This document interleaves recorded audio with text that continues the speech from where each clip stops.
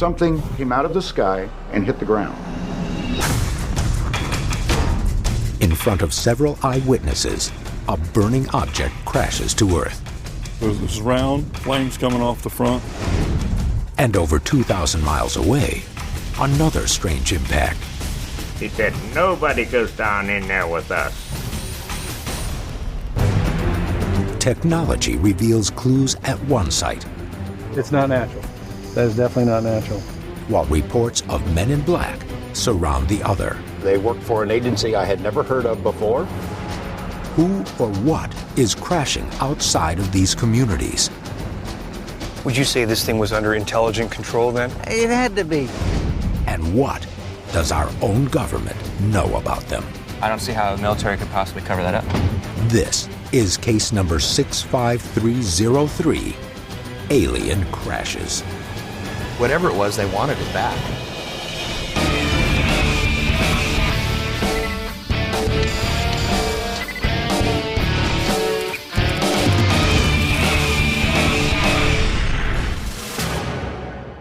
I looked up and I saw an object passing to the south that lit up the area. May 14th, 2008, Needles, California. In the early morning darkness, at approximately 3 a.m., a local fisherman claims to see something he will never forget.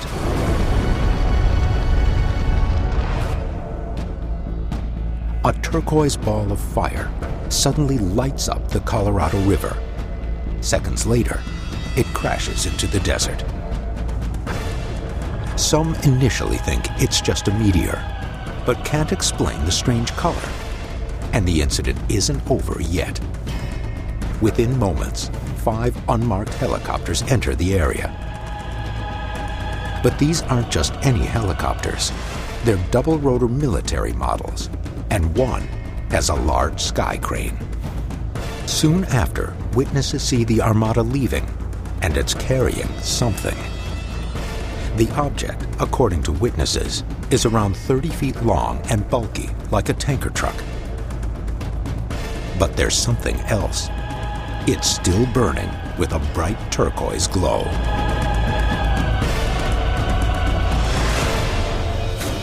There seems to be a common witness testimony involving military presence, the military coming in and apparently removing or cleansing the area. The military moves in hard, moves in fast. Helicopters come in and yank out whatever crashed. Needles is still under investigation. We don't know exactly where the crash site is, but we do know that a crash occurred, and we'll be trying to find out where that site is and see what happened.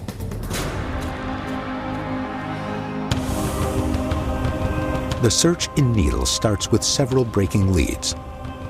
Some claim that hidden somewhere in the dense desert brush is proof of whatever crashed here.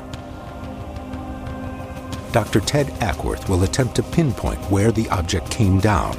You've got vehicles crash landing into Earth. You should be able to find physical evidence, hard physical scientific evidence. Pat Uskert will head down the river in search of the crash site. As a UFO investigator, this is a chance for me to dig into the ground and maybe turn up some answers. And Bill Burns will meet with eyewitnesses who saw the entire event unfold. We're going to find out why the military comes in and denies anything ever happened.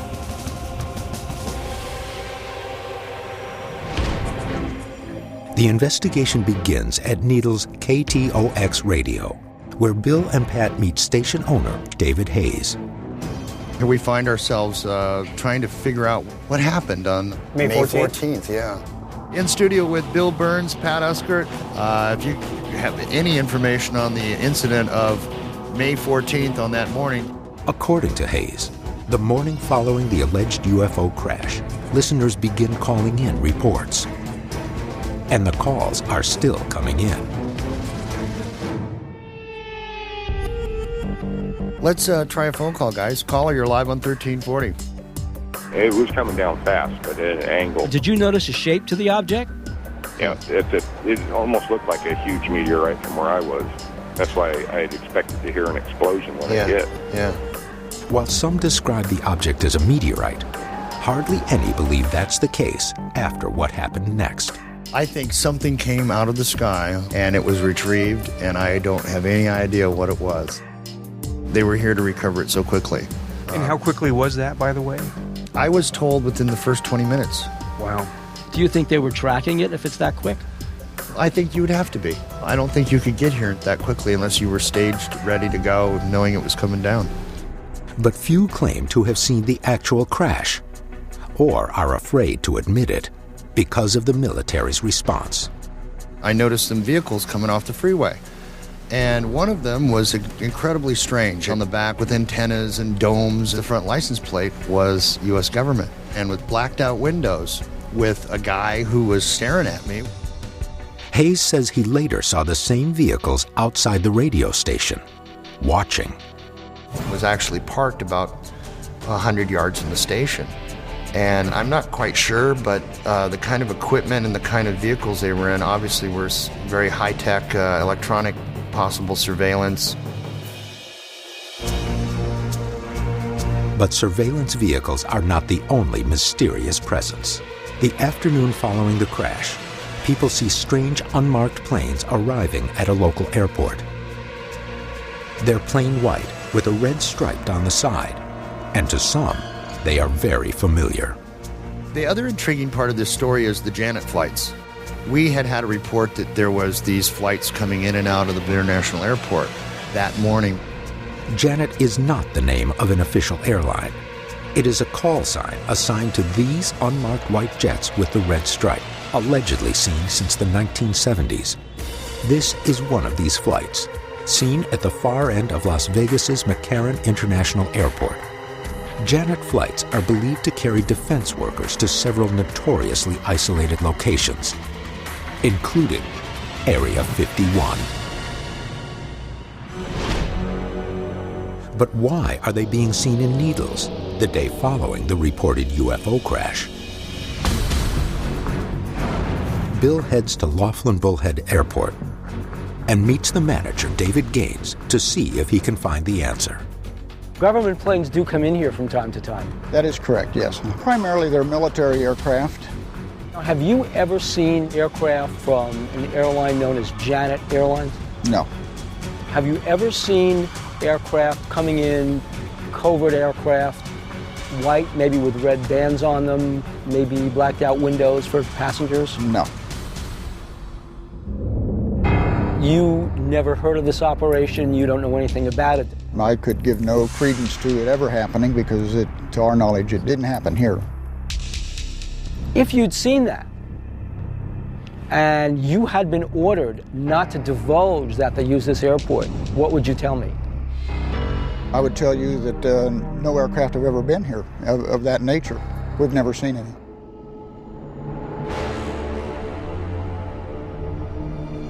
The witnesses said that on May 14th, a Janet plane did land there under the cover of darkness. David Gaines said, never happened.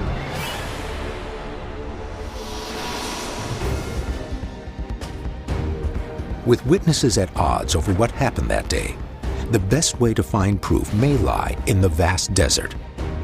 Pat is prepping an expedition down the Colorado River. His goal? To find the actual crash site. We're bringing in archaeologist Garth Baldwin. He'll be able to differentiate between just regular ground erosion and the impact of this object. But finding it won't be easy. The vegetation in this area is pretty dense. There's some trails we're going to use to get to the clearings that are out there and maybe find some of the indications of a burn or an impact. If things are disrupted, it should be pretty apparent. While searching the thick brush will prove formidable, a new development could aid the search. A witness who heard the radio program has come forward, and he has a general idea of where the object crashed. His name is Frank Costigan. About a little after 3 in the morning, I came out to hunt for my cat. All of a sudden the ground here lit up. Not like bright sun or bright moon, but enough to make me look up. Frank has an incredible background with controlled flights. Though he now lives in Needles, He used to be chief of police at Los Angeles International Airport. Could you tell me the shape of it? It was round, flames coming off the front. It was blue and turquoise. So I'd say 5 to 6 times longer than it was wide. I thought I'd hear a sonic boom when it slowed down to the speed of sound. Did you hear a crash? Didn't hear a thing.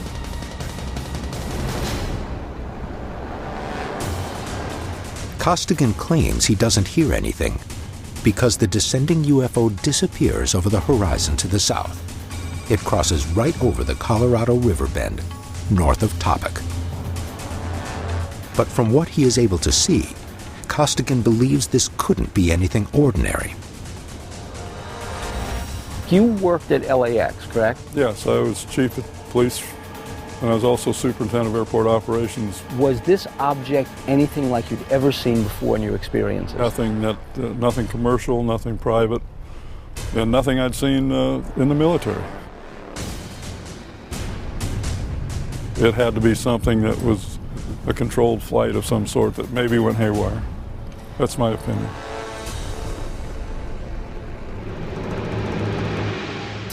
Yet if this craft was at one time under control, who was guiding it, and where did it come from? The desert outside of Needles is ringed by military bases and test facilities. To the northwest sits the China Lake Naval Range. To the west are both the Army's Fort Irwin and the Marine Base at 29 Palms. To the south is Yuma Proving Ground, where the Army test fires long-range experimental artillery. And of course, most intriguing of all, to the north of Needles is Area 51. In other words, we're standing right here in the middle of a military test area hotspot, where test aircraft, some things that are like beyond what we even dream of, are being flown. Two theories are possible. One, that it was an alien vehicle.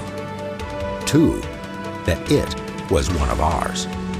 The answer may lie with a witness who claims he heard the impact. I looked up, and that's when it came in.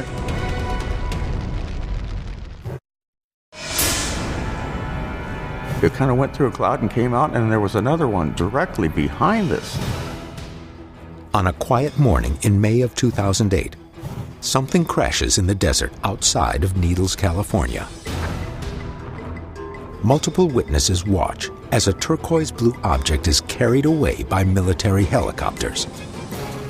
But there's more to the story, and it may be the key to understanding what's going on. All of this has happened before.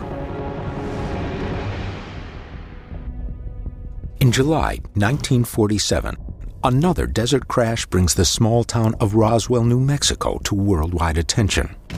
The military's announcement that they have recovered a flying disc shocks the world. Allegedly, the nearby Army airfield sends personnel to clean up the crash site and instructs workers to leave no evidence behind. Days later, the military changes its story, attributing the crash to a weather balloon.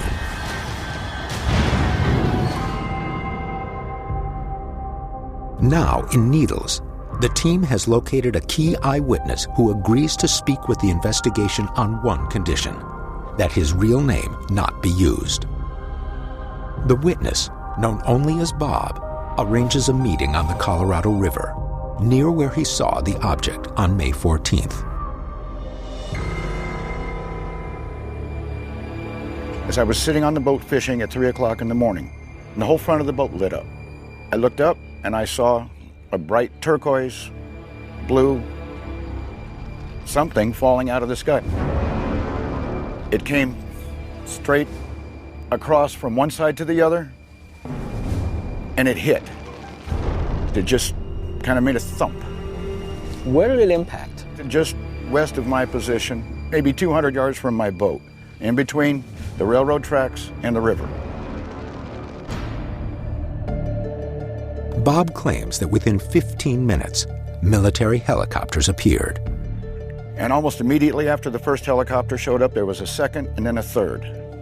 And that's when the big one came overhead. That thing circled over my boat, went to the site, dropped out of sight for a few moments, and the next thing I know, it was up and flying.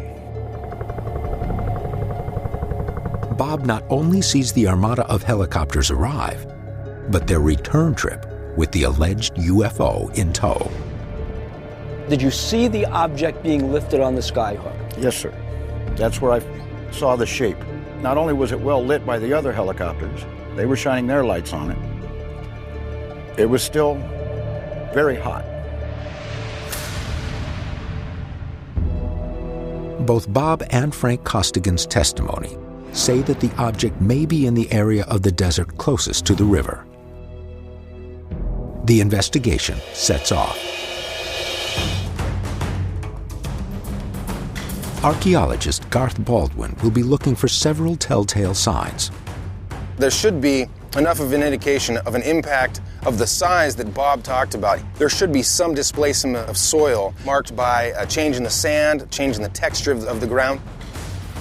The sage grows very slowly, the grass grows very slowly, so if it's disturbed in any way, it's going to be obvious. Right? We might get lucky, because if there was an object that crashed there, I don't see how the military could possibly cover that up. But finding the actual site will prove difficult. Thick desert sagebrush blankets this entire area. The sagebrush will make an impact site hard to spot. But there's a backup plan in place. An eye in the sky.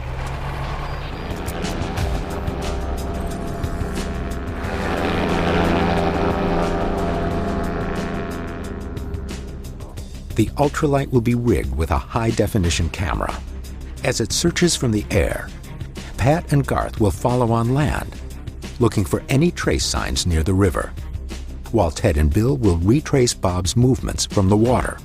If we think we can get relatively close to the spot, just let us know and we'll call on the ultralight. They can help us from the air see anything that might be on the ground that would be invisible to us. We'll get you in the general area.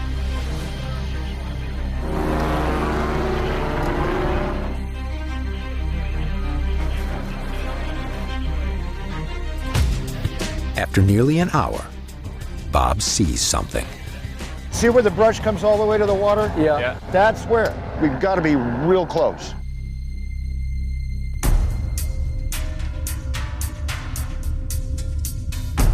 He recognizes some landmarks, power lines, and a bend in the river up ahead.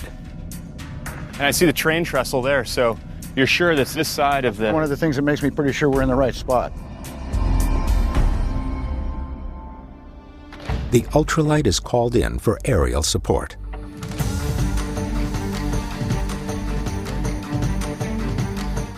After a few passes, the ultralight hits pay dirt.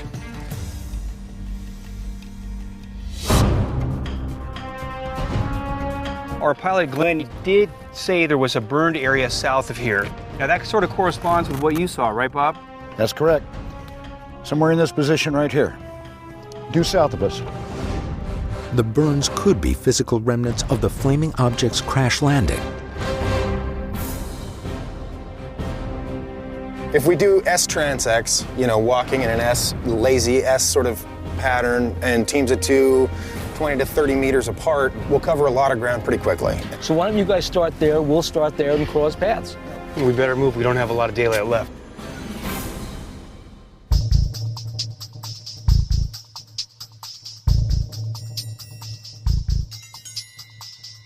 But before they get to the burn site, Ted and Bill find another possible sign of a crash.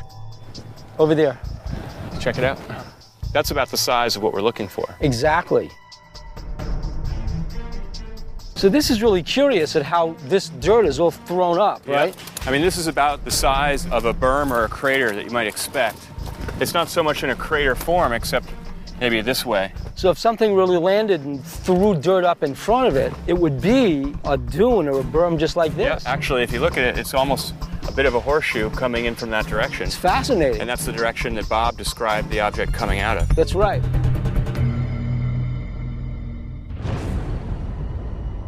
Ted brings in Garth for his opinion.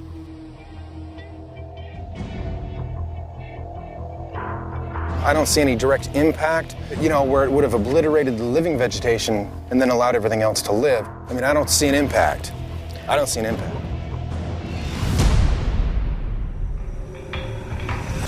But the burn site is still further inland. A few hours later, it comes into view. So look at how burned this area is. We've got burned stuff all over the place. And Bob did say that when they extracted this object from the ground, this thing was still glowing. But he described it as landing with a thud and not an explosion. Exactly. So that kind of argues against some kind of fire. But Garth has other reasons for questioning this site. There's little patches of burn stuff, probably from wildland fires. We've got a lot of burn trees here and over there. So, I think that's all natural. There's live vegetation all around it, dry vegetation all around it, old dry vegetation all around it. So that would have caught fire had this been the flaming impact that they'd said. With no physical evidence found, the ground search hasn't been able to verify Bob's location. But with so much ground to cover, the Needles crash site might still be hidden somewhere in the brush. This really isn't as easy as we thought it was. Our pilot did spot burned areas from the air, and we went to those burned areas and we looked at them. No evidence of impact, but we're going to press on further and see what we can find. During the ground investigation, a new lead has come to the forefront. George Knapp, an investigative reporter for KLAS television in Las Vegas, has also been looking into the alleged UFO crash in Needles. And during his search, he came face to face with government operatives that may actually be men in black. Agents who are allegedly charged with intimidating UFO witnesses and keeping these types of events out of the public eye. George Knapp was an eyewitness to these people and an eyewitness to who they are, where they were going, and what they're doing. As Bill heads to get this new information, Ted and Pat shift their focus to Pennsylvania, where a crash in the small community of Kecksburg is yielding fresh evidence. The Kecksburg incident is a cornerstone of ufology. It is Pennsylvania's Roswell. We know that something crashed from the sky. It was on TV, it was on the radio. We have a range of instruments. If we can find a position that we feel with high confidence could be the crash site, we can use these instruments to see what we can learn about what's underneath the soil. As Ted preps a full-scale scrutiny of the Kecksburg site, testimony from the last surviving witnesses could show that the military has been complicit in a cover-up for years. I stood there and I walked around looking at it. This thing ain't from here.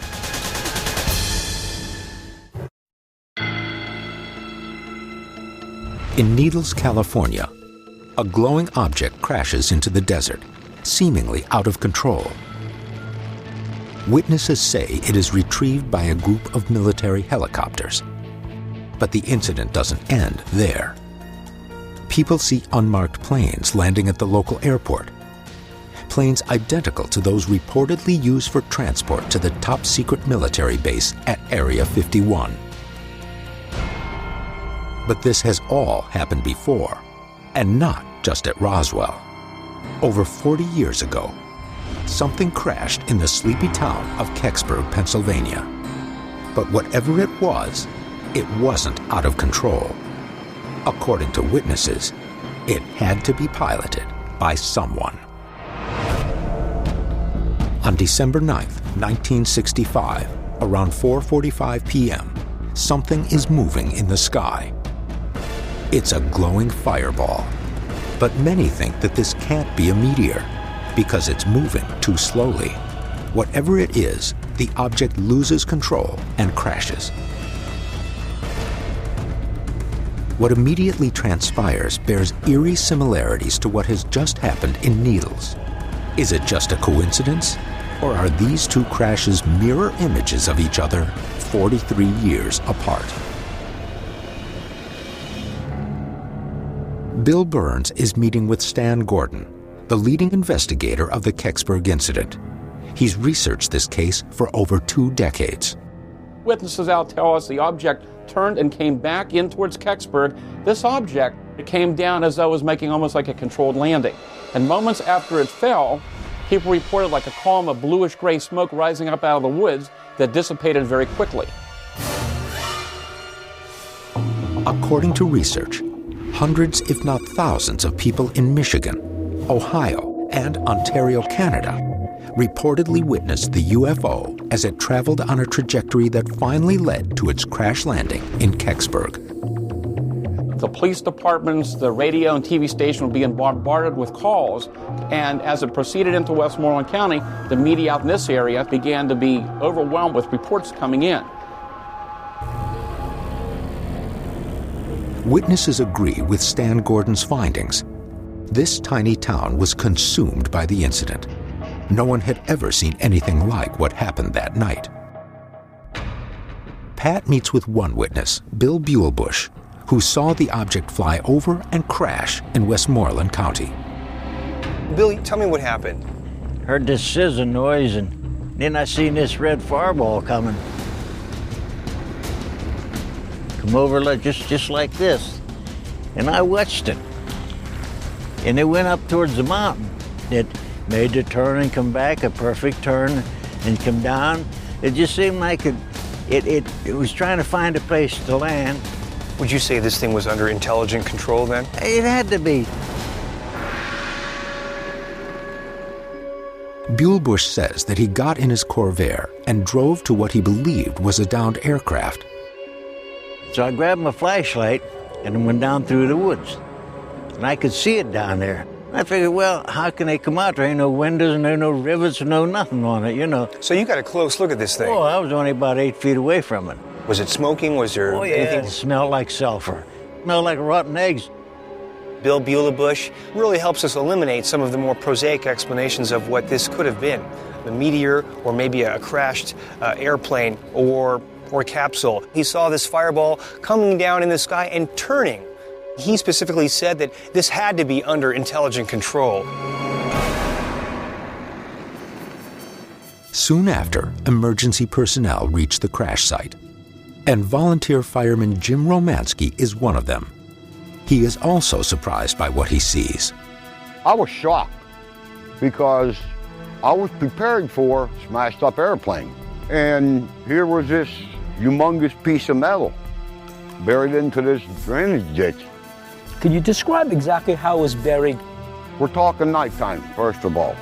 We're talking piles of brush around this thing because it come flying down through the trees. Romansky says the UFO was acorn-shaped and had a ring of strange markings that encircled the entire object. This description is rare, unlike other reported UFO shapes, such as triangles and discs. And there's more. Strange hieroglyphics are reminiscent of another case. The Bentwaters UFO that was reported to have landed near a British military base in 1980 displayed similar markings to those the Kecksburg witnesses describe. Have you ever seen anything like this ever in your life? No, absolutely not. My impression after I looked at this thing, I stood there and I thought about it and I walked around looking at it, this thing ain't from here.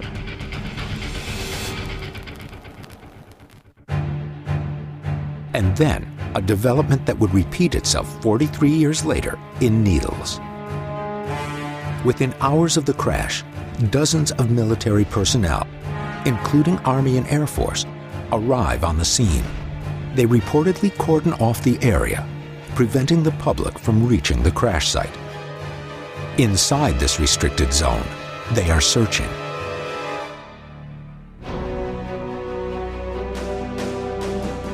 Bob Gaddy, a reporter with the Greensburg Tribune, was dispatched to the crash scene, and he distinctly remembers the intimidating military presence.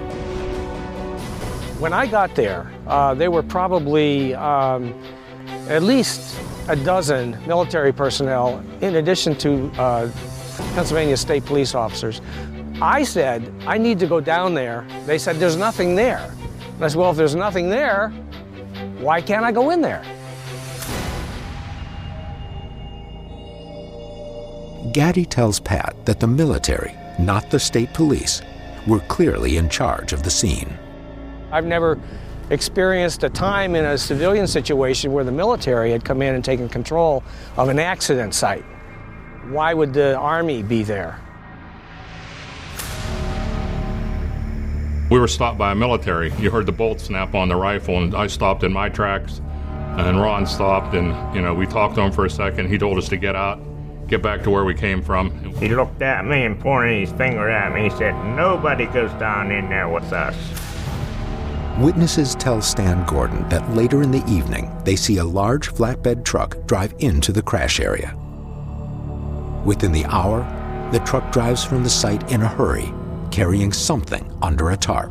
If you would have walked in front of it, they would never stop for you. Gordon says that during his own investigation, Jim Romansky, Bill Buellbush, and others led him to a spot they said was the crash site. These interviews were conducted independently, and each witness led him to the exact same spot. I'm very hopeful tomorrow we can find the exact location that was taken to 20-some years ago. Okay. It sounds like there was some sort of crash. I can bring in ground-penetrating radar and see if we can find anything that hasn't been found before. Not only does Stan have multiple corroborating witnesses who pinpoint the location, but also it sounds like there's a very good chance we'll be able to find some sort of debris. Eyewitnesses and investigators have seen this site before, but never with technology like this. You think a signature like this might be consistent with a signature made by a crashed vehicle? Is that possible? Yeah, that's possible. And across the country, the Needles case breaks wide open with reports of officials that could be the infamous Men in Black. They are legitimately federal agents. It was something other than this world.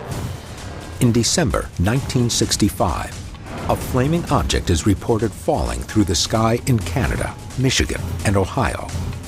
In these locations, some claim that debris falls to Earth, that sonic booms are heard, and that a seismograph records the impact. But none of this evidence ever surfaces. It is only in the small Pennsylvania town of Kecksburg where anything real is verified. Several witnesses report that in this ravine, an acorn-shaped object with strange markings crashed. And it is this location that has become the investigation's focal point. The team will hike in with researcher Stan Gordon, geologist Steve Kite, and Pete Hutchinson, an electromagnetic surveyist. Gordon compares the terrain with a photograph he took here in 1985 and believes this is the spot where the UFO impacted.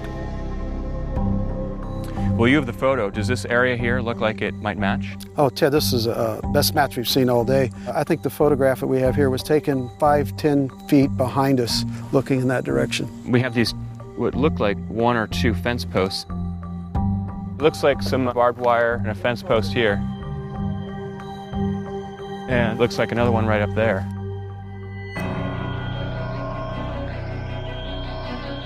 The fence posts and Stan Gordon's matching photograph, taken alongside eyewitnesses, all point to this spot as the site of the Kecksburg crash.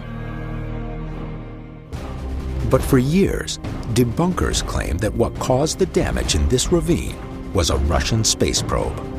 The shape and size of the Cosmos 96 probe, originally slated to reach Venus, was similar to what eyewitnesses described. But recently, even this explanation was thrown out. According to NASA's National Space Science Data Center, quote, U.S. Air Force tracking data on Cosmos 96 also indicate the spacecraft orbit decayed earlier than the 4:43 p.m. Eastern Standard Time on the 9th of December. But NASA's interest in the crash extends further back. At this very site in 1965, witnesses saw NASA officials alongside the military. I see NASA there with their uniform on, their patch on the side. They had that white aluminum on. And this all ties back to Roswell. A secretive approach to a crash. Something taken from the site, on board a flatbed truck, covered by a tarp, and under cover of night. But after all these years, could they have missed something? Pete Hutchinson here has an array of scientific instrumentation for scanning the Earth around the site. We're going to look at the architecture of the site to see if anything is still here that is evidence of a possible crash 43 years ago.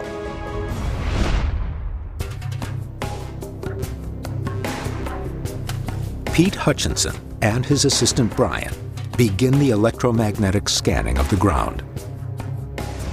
The tool emits electromagnetic energy into the soil, and moisture carries the current, which is sensitive to metal.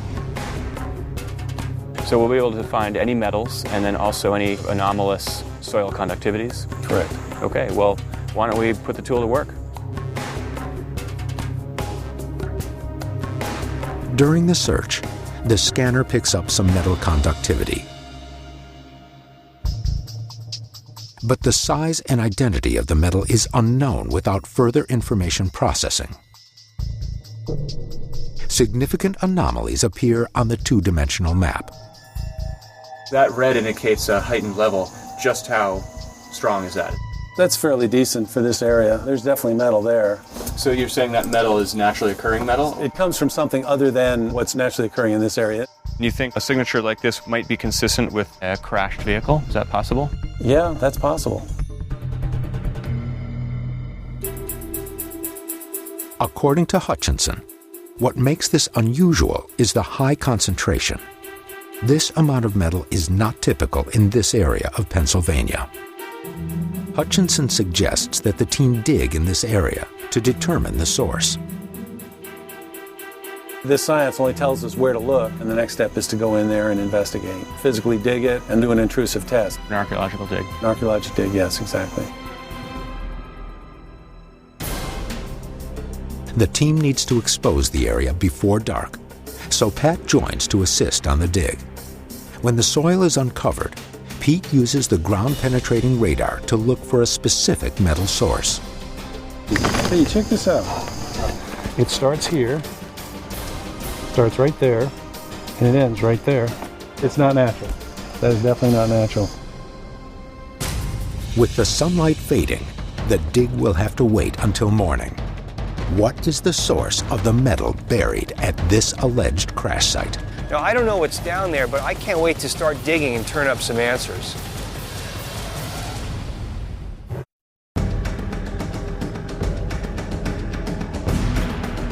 In the investigation into the alleged Kecksburg UFO crash, ground-penetrating radar has revealed an anomalous source of metal at the exact spot where eyewitnesses claimed the UFO crashed in 1965. The team has exposed the site and are ready to continue digging to discover the source of the metal. But within minutes, the investigation suddenly hits an impenetrable wall. The GPR told us that you've got metallic conductivity, and I'm hitting bedrock. Now, either the object skimmed along the surface, or the metal would have to be under the bedrock, which is totally unlikely. Maybe this thing did come across this area and left some kind of a residue on the stone.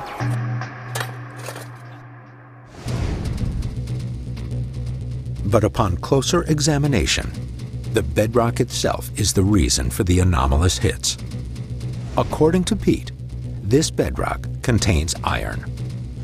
The rocks themselves could be so heavily ferrous that they're giving a false positive to the GPR. So whatever hits we got may have nothing to do with the crash.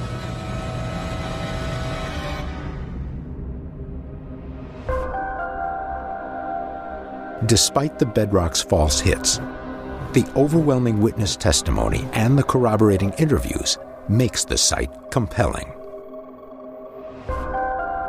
This is where everyone agrees the object came down.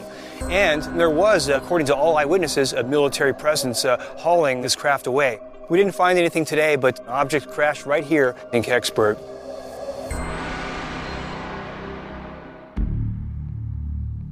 Bill now turns back to the Needles crash. George Knapp, an investigative reporter for KLAS television in Las Vegas, has a surprising lead on the helicopters allegedly seen after the crash. We were working on a story about black helicopters before we started working on this Needles story. Figured out who they were. They work for this very interesting outfit out of Fort Campbell, Kentucky, the Night Stalkers. Task Force 160. The Night Stalkers, or Task Force 160, is a special ops aviation regiment, and it requires a secret clearance for all of its members. When George Knapp was investigating what group of black helicopters might have been operating in Needles, California, he discovered they were the Night Stalkers, the very same group that was transporting a flaming object in the Cash Landrum incident in Texas in 1980. The Cash Landrum incident, like Needles, involved military helicopters pursuing and removing a strange glowing object, which led to 3 witnesses developing strange blisters and radiation sickness. But Knapp's investigation digs further and discovers military personnel that were working in Needles on unnamed top-secret projects. Could these be the elusive men in black, reported by many UFO witnesses? These guys were driving back to Las Vegas from Needles. Pretty soon they come up and they drive up right next to us, the engine running, and they get out and start talking to us. They said they're federal agents. They flashed a badge, and sure enough, they are legitimately federal agents. They work for an agency I had never heard of before. They transport nuclear weapons. But the specifics of why these agents are in Needles are still unknown. They're highly trained. They're a dangerous group of people. These guys are commandos. They carry all kinds of weapons. They're very tough customers. I'm not sure that they're going to be happy that they've got this much attention. Despite their presence, Knapp doesn't believe that these agents are men in black or that they are involved with the nearby crash. Yet in both the Needles and Kecksburg crashes, eyewitnesses reported seeing large objects being hauled away by military vehicles. If this agency is not involved, who is? What we're finding out is that the stories of people who say there was a strange federal government agency in black SUVs traveling in Needles right around the day after that event, those stories are true. Whatever crashed, Area 51 planes were seen in the vicinity. The helicopters that retrieved the object may have been involved in another case, where people were exposed to radiation. And now, federal agents in the Needles area, by their own admission, have some association with nuclear weapons. Could this crash involve some craft that uses nuclear technology, emits radiation, and be so top secret that its home base is Area 51? What's missing is hard physical evidence at an actual crash site.